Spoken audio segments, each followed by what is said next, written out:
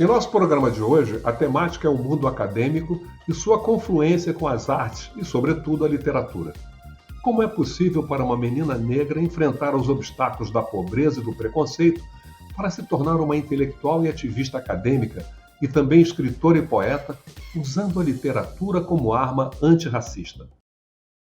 Essa mulher era Beatriz Nascimento. Ela me deu vários textos e junto, Sebastião de um lado, ela do outro, Luiz Carlos, e assim eu fui acolhida, porque a palavra é essa. A gente já sofre bastante com essa dor do racismo, dessa perversidade. E se a gente não tiver dentro dos coletivos, que são chamados coletivos hoje, nós somos chamados de grupo, esse acolhimento, essa amorosidade que às vezes a gente considera tão piegas, e que ela que nos reinventa todos os dias. É ela que nos dá a possibilidade de nos fortalecer enquanto negros para suportar a bibliografia. Eu estive há pouco tempo vendo algumas defesas e ainda tem professor dentro da universidade chamando a nossa fala de ranço do ativismo negro. Eu assisti 3 atividades, 3 defesas em que eu fiz a intervenção. É claro que sozinha fica complicado, mas onde eu estiver, Marlene, Sebastião, todos desse grupo estarão dentro de mim, em qualquer lugar em que eu estiver. Nossa convidada de hoje é dona de um currículo excepcional do ponto de vista acadêmico. Nascida no Barreto, em Niterói, e basicamente criada pela mãe, que, embora destituída de recursos financeiros, sempre fez o possível para incentivá-la do ponto de vista cultural. Nos aniversários, por exemplo, sempre ganhava livros de presente. Graças ao esforço da mãe, pôde estudar em boas escolas públicas e particulares e conseguiu formar-se em letras pela Universidade do Estado do Rio de Janeiro e em produção cultural pela Federal Fluminense, onde também fez pós-graduação em literatura brasileira, leitura e produção de textos, literatura infantil e juvenil. Professora da Rede Estadual de Educação do Rio de Janeiro, é também escritora e participa do coletivo de mulheres poetas de Niterói, tendo textos em 3 antologias publicadas em 2021. Ventres, Que Toda Palavra Dita ou Escrita Seja Amor e Linhas Negras na Pandemia. É autora de Existências, livro de poesias lançado este ano, e tem organizado diversos projetos premiados, como a Semana Afro-Brasileira, vencedora do Prêmio Cedini em 2017, o Colóquio Olhares Femininos e Territórios Culturais, vencedor do Prêmio Paulo Freire da Assembleia Legislativa do Rio de Janeiro em 2019, e o Recital Literário Musical, com edições dedicadas a temáticas de matrizes africanas. Contadora de histórias, com o objetivo de promover a descolonização curricular, é integrante do sarau Canto do Poeta. Vamos conversar com a professora, poeta e ativista Cláudia Nascimento. Cláudia, você tem um currículo realmente... olha, nós estamos acostumados a receber pessoas aqui com currículos invejáveis, mas o seu é brincadeira. É qualquer coisa de muito bom. E é um prazer, então, recebê-la aqui no nosso Cultura em Resenha. Seja bem-vinda. Muito obrigada, muita honra, grata pelo convite.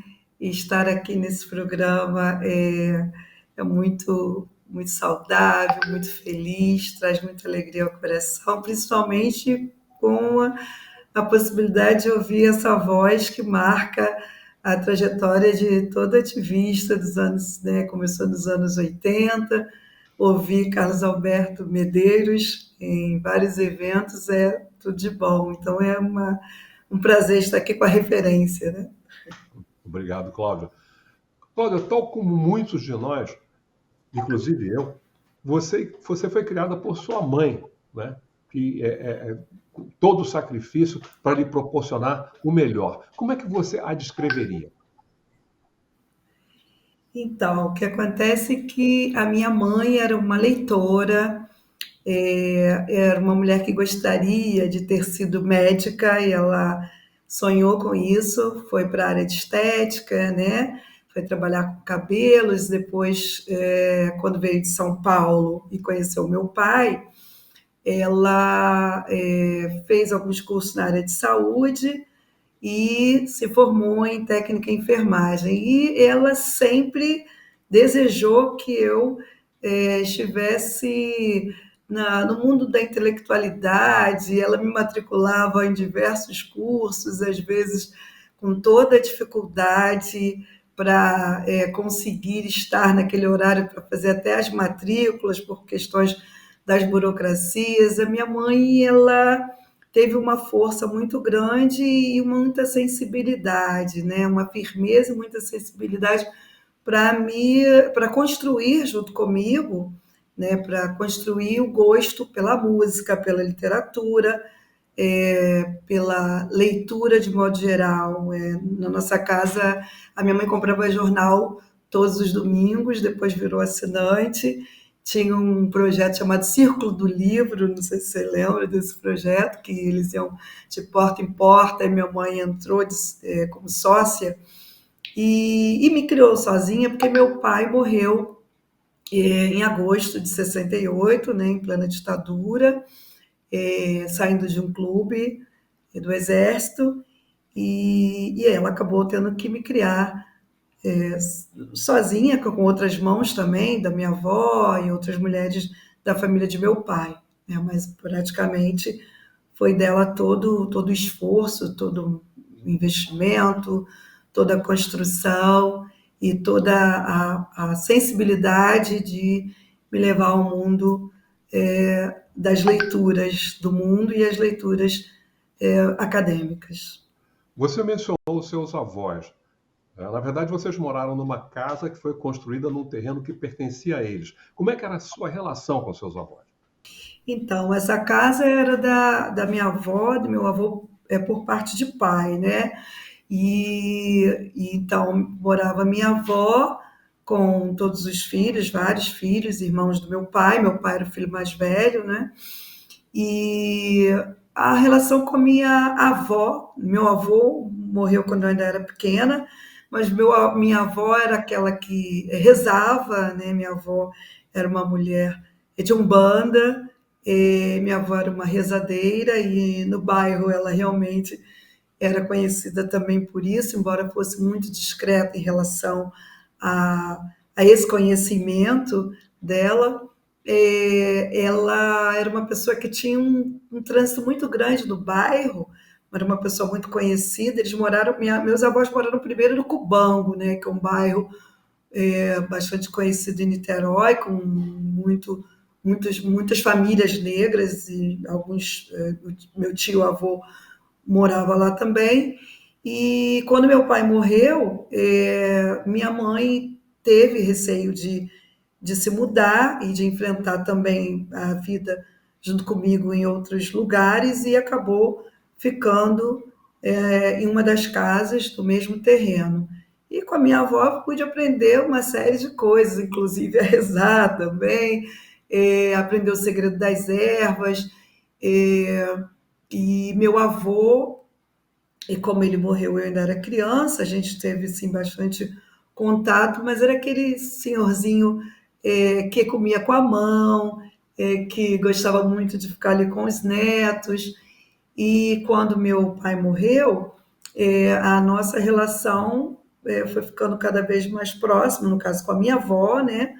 E tinha também uma tia que morava em Madureira, mas que às vezes nos visitava, que através dessa tia eu pude conhecer vários bairros da zona norte do Rio e fazer aquilo que se coloca, né, que se diz que é o deslocamento, né, essa possibilidade de estar em outros territórios, como aponta Milton Santos, a possibilidade de conhecer outros espaços através das minhas primas, que regulavam um pouco a minha idade. E assim eu pude conhecer a Portela, o Império. Então eu vivi em Niterói, mas na juventude eu comecei a fazer essa saída para os bailes do Lespan. Foi quando eu conheci Filó, Medeiros. Tinha pouca idade para entrar nos bailes, às vezes era barrada lá, porque eu queria estar presente.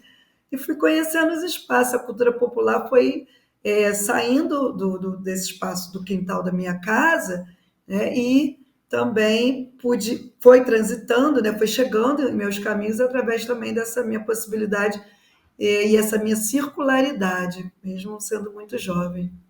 Você fez o ensino fundamental em escolas particulares, depois ensino médio numa escola pública cuja qualidade você ressalta.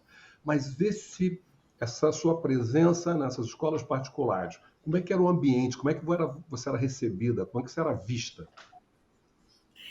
É muito interessante, né?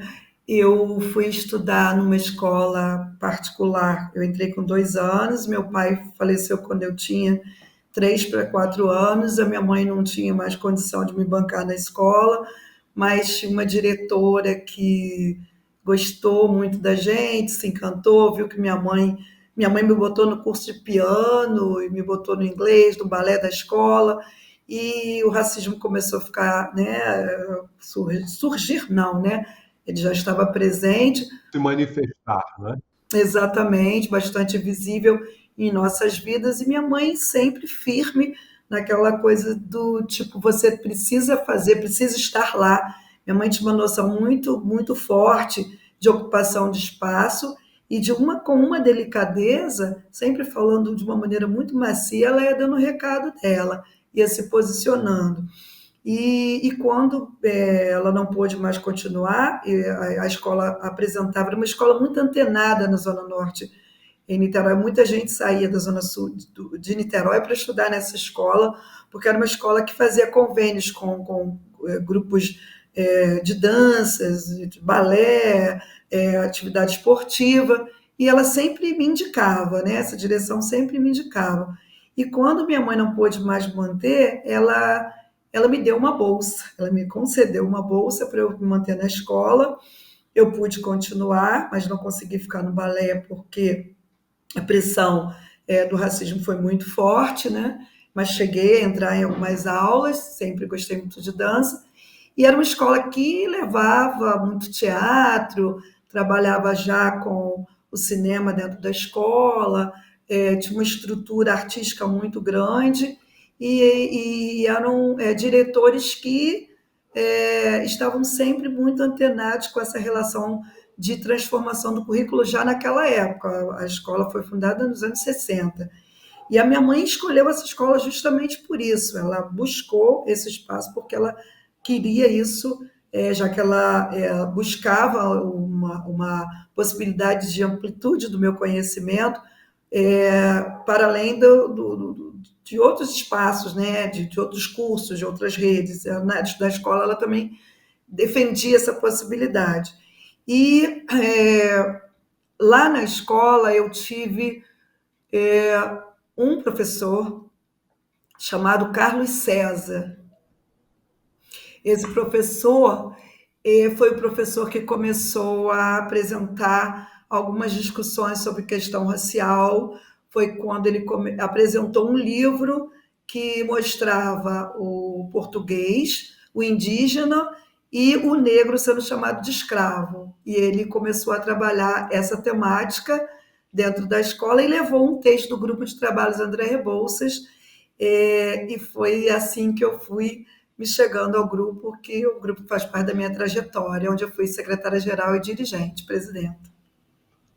Você entrou por um terreno que é muito o tema do nosso programa, a questão racial, mas nós vamos retomá-lo no próximo bloco.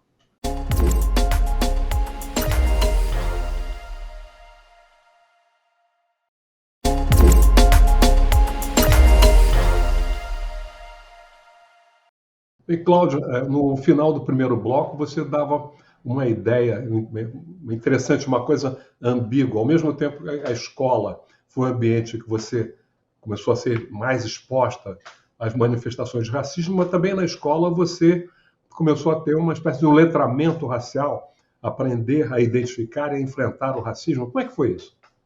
Na escola básica, né? A gente já consegue, enquanto aluna negra, né, aluno negro, perceber as perversidades, né, e os perigos do racismo, e esses enfrentamentos eles já vão surgindo na medida em que a gente já tem esse olhar e essa percepção, essa construção que às vezes vem, muitas vezes, da nossa casa, nas conversas, para os enfrentamentos, né? E aí a escola, através claro, da possibilidade de desformatação, ela vem trazendo para a gente também todas essas contradições, né, esses paradoxos, porque ao mesmo tempo que ela é o espaço e que deveria te formar e sair desconstruindo aquilo que não fosse positivo, ela acaba muitas vezes reafirmando aquilo que não é muito legal.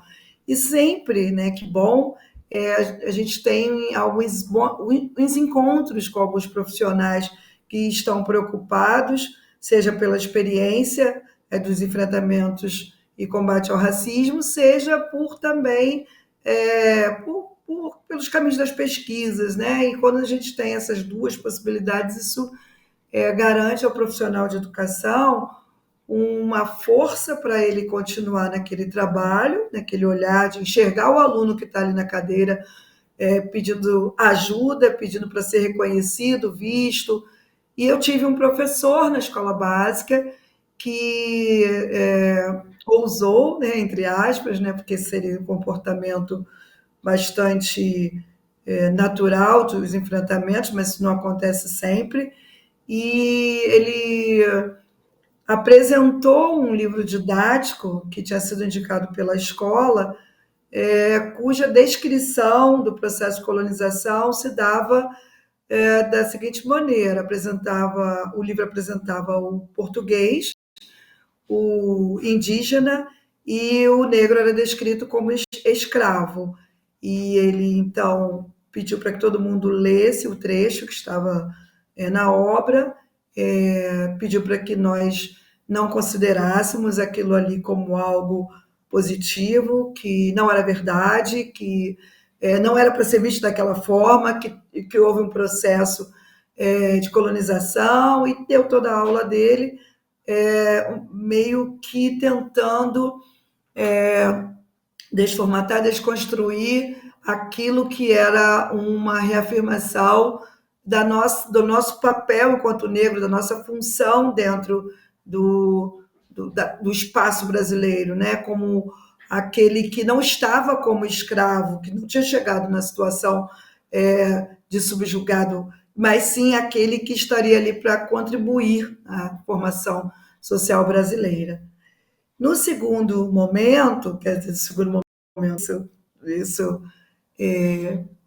demorou um tempo, né, para que se discutisse isso dentro da escola onde eu estava, mas depois, quando eu estive no ensino médio, na escola industrial chamada Henrique Lage, que hoje é a FAETEC, eu tive contato com uma professora de história chamada Maria Marli, que me presenteou com o Manifesto Comunista e fez um debate nos anos 80, aproveitando uma reportagem, uma situação em que a Glória Maria tinha sido discriminada, em que o IPCN tinha feito uma movimentação junto com algumas instituições do movimento negro, e ela, após a minha posição, me lembro que foi um momento muito importante na minha vida em que eu me posicionei, e muitas colegas brancas pararam de falar comigo, porque eu me coloquei, e eu estava no movimento estudantil na época e também participando de grupos de teatro.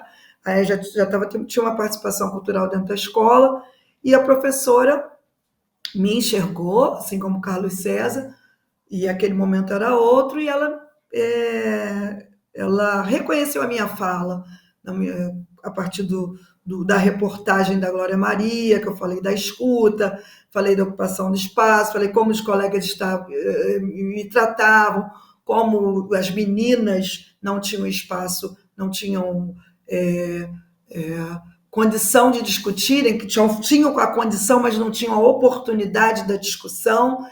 E aí ela gostou da fala, e quando terminou a aula, ela disse que estava muito emocionada, e me deu um folheto, e tinha um texto. Bom, ela já havia discutido um texto, mas depois ela rediscutiu o material, e o texto tinha sido produzido pelo pessoal do Grupo André Rebouças. E ela deixou, E ela falou o nome da Marlene, falou o nome de Beatriz, falou o nome de várias pessoas do grupo, homens e mulheres, porque ela era aluna da UF, então ela teve contato com o pessoal do grupo e me entregou me convidando para uma programação que aconteceria no Museu do Ingá. Eu já tinha ouvido falar no grupo por conta das minhas primas, minha tia, porque eu fiquei frequentando durante um tempo a Aguibara Dudu, aos sábados, bate-papo crioulo. A minha prima participava lá do Aguibara. A Vera Mendes tinha me convidado para participar da Noite da Beleza Negra, como alguém que pudesse desfilar. E aí começou a falar do meu cabelo, a me empoderar, né, digamos assim, para a época. E aí eu acabei visitando a biblioteca do IPCN e lá algumas pessoas falaram do grupo, ou seja, o grupo foi entrando no meu caminho. O Kurt, que é poeta em Niterói, também me convidou para um evento do grupo e eu apareci lá e lá conheci em um ciclo de palestras, também numa semana de estudos, todo o grupo, fui convidada para participar do ciclo. Estava no dia o grupo Panela de Pressão, que era um grupo de poemas, e eu já escrevia, mas tinha uma certa dificuldade. Sim, mas como é que começou isso? Onde é que começaram a escritora e a poeta? Então, eu já tinha aquele caderninho que todo mundo que gosta de trabalhar com literatura tem, né? Aquele caderninho de poemas, de crônicas, desde adolescente. Mas eu comecei a me apresentar na escola, e certamente por conta, claro, né, dos enfrentamentos e o combate ao racismo, os professores de filosofia, o pessoal de humanas começou a me ver mais, né? E aí eu tinha uma professora que organizou um festival de poemas no Colégio Estadual Aurelino Leal, onde eu também estudei, em Niterói, no Ingá, e a professora Wilta, com a professora acho que Aldacir, elas organizaram um evento com a Academia Fluminense de Letras, e o meu texto foi selecionado na época. Eu já estava com vontade, eu estava decidindo para qual curso, e quis fazer o vestibular para comunicação, passei, mas acabei não cursando, porque o curso era integral e aquelas coisas todas. Eu não teria o horário nem a condição para estar presente na UF, mas fui aprovada. E fui para o curso de letras. E, antes de chegar até a universidade, eu passei por esse festival. O meu texto foi selecionado, tive incentivo das professoras de filosofia e letras, mas acabei indo para a área de pesquisas, e tinha a questão da sobrevivência, fui dar aulas, fui trabalhar na UFRJ num projeto do Programa de Estudo sobre o Uso da Língua, nos anos 80, mais ou menos 87, 89, mas todos os lugares por onde eu passava, eu sempre não adiantava, porque eu sempre tinha aquela falha, aquela pegada na questão racial. Né? Quando eu fui lá para Letras, em 89, eu fui trabalhar num programa em que, quando eu fui fazer a pesquisa junto à orientadora, eu questionei por que não existia a presença do item cor.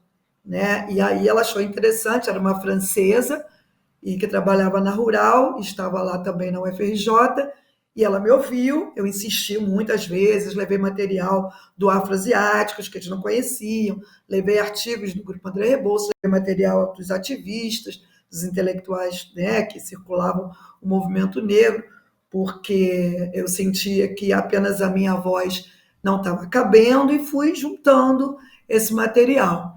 Até que um dia eu fui ouvida, aí colocaram uma antropóloga canadense, e aí eu também comecei a questionar porque também não convidavam antropólogos brasileiros, visto que tínhamos já muitos historiadores já reatualizando as discussões dos livros didáticos, e fiquei insistindo, claro, né, que isso me gerou uma série de questões, mas eu insisti até que um dia um dos pesquisadores foi apresentar a pesquisa em um país que eu não me recordo o nome agora, e fizeram exatamente a mesma pergunta. Mas como eu era uma estudante, bolsista, não me deram crédito, né, nesse item, mas eu me lembro bem que eu ajudei a colocar o item cor nas pesquisas, em algumas pesquisas dentro da Universidade Federal do Rio de Janeiro, nos anos 80. É isso. Não, mas você prosseguiu, então, na área acadêmica, fez graduação, fez alguns cursos de pós-graduação, sempre centrados na literatura, na cultura, e publicou, além de ter publicado textos em antologias, então publicou recentemente um livro, Existências. Qual é o conteúdo desse livro? Sim, esse livro ele tem 53 poemas, né? É esse aqui. E é um livro em que eu selecionei. Eu estava, na verdade, produzindo bastante durante o processo da pandemia, né? Aquele 2019, 2020, eu escrevi. E também já tinha algum material, acabei juntando esses materiais, reatualizando, porque como eu preciso retomar, né, um pouquinho o que eu estava falando, porque, na verdade, eu meio que fui deixando um pouco de lado essa minha outra profissão, né, que era de escritora. Como eu gostava de escrever, eu fui levando isso mais como um hobby, isso foi ficando um pouco engavetado. Então, algumas pessoas não conheciam esse meu outro lado. Então, eu resolvi juntar esse material, eu acompanhava o Negrícia na época das rodas, dos grupos e eventos do SESC, tanto em Niterói quanto fora, o pessoal dos Cadernos Negros, o CUT, e todas as vezes que eles estavam aqui no Rio de Janeiro, o pessoal de São Paulo, eu tentava acompanhar de alguma maneira dentro das minhas possibilidades, porque afinal de contas minha mãe não me deixava estar em todos os eventos, porque eu era muito jovenzinha, né? Eu tentava estar em muitas dessas atividades. Depois que eu entrei para a universidade, eu escolhi letras justamente porque eu escrevia. E a gente vai um pouco meio que acreditando que vai chegar lá, né? E também vai conseguir ter esse tempo de produção literária, né? E são tantas as subjetividades, tantas as demandas e tantas as questões de leituras acadêmicas que, de repente, essas produções vão ficando de lado. Então, Existências é um pouco mostrar esse trabalho de algum tempo que estava guardado e trazer algumas conversas a partir de metáforas e diversas outras figuras que estão dentro estão em minhas trajetórias, né, digamos assim. Cláudia, chegando ao final do programa, eu só posso mais uma vez dar os parabéns por essa carreira, o que você tem conseguido e o que ela significa de um ponto de vista coletivo, né? Porque você não apenas tem conquistas pessoais, mas você abre portas, você abre caminhos para uma coletividade, para a gente que está acompanhando o seu trabalho e que precisa que coisas como essa sejam feitas. Muito obrigado, parabéns e sucesso, continuando o sucesso daqui para frente.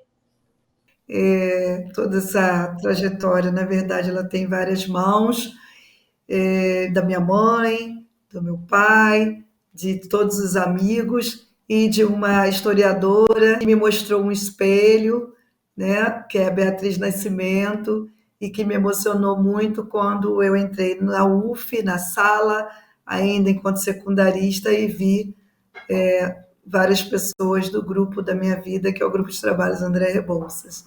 Beatriz, a ela eu dedico muito daquilo que eu faço, e com ela eu aprendi muito. Obrigado, Cláudia.